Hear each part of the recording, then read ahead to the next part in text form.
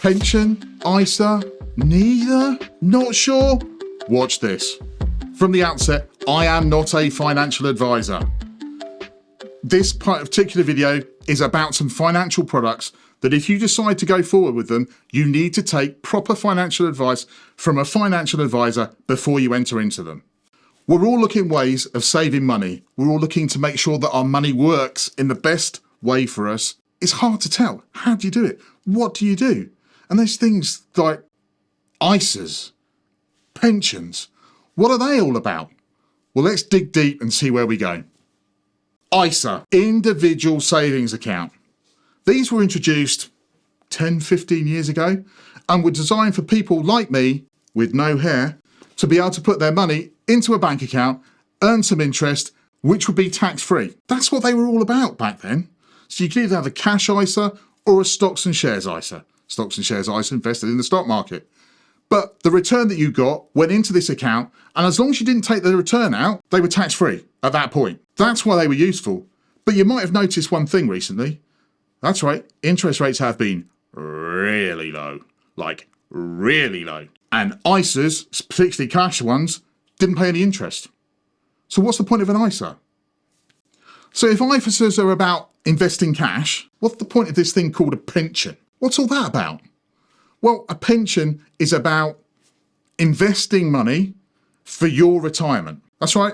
You won't be able to work forever. You're going to have to do something in that middle ground between working and leaving. That's what the pension is designed to do. It's designed for you to invest money now for a date in the future when you can then draw that money back. But that's very different to an ISA. So which one works best?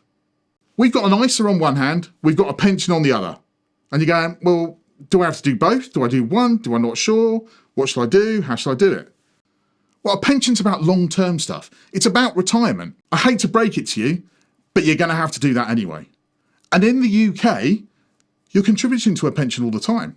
That's either an auto-enrolment pension or it's a state pension via your national insurance. So you're doing that. You're putting money aside. Should you put more money into it? I don't know. I can't answer that question. But what I can tell you is that pension you can't touch until you're 55 years old. So if you can't touch the money until you're 55, should you put that into an ISA? Should you put that into this individual savings account? Well, the answer to that is maybe. Now, the reason I say maybe is that ISAs have moved on. They're not just stocks and shares. They're not just cash. You can have things called lifetime ISAs. You can have a help to buy ISA. Now, why are those things important? Well, they're important because you might want to do something called buy a house. Well, if you put your money into those sort of things, then that money gets matched. It gets increased by the government. Free.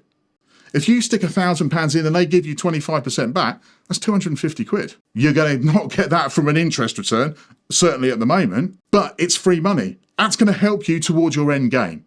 That's where ISAs become important for today, for tomorrow, for the slight future. Pensions are all about longer term stuff. So I said at the start, I'm not a financial advisor.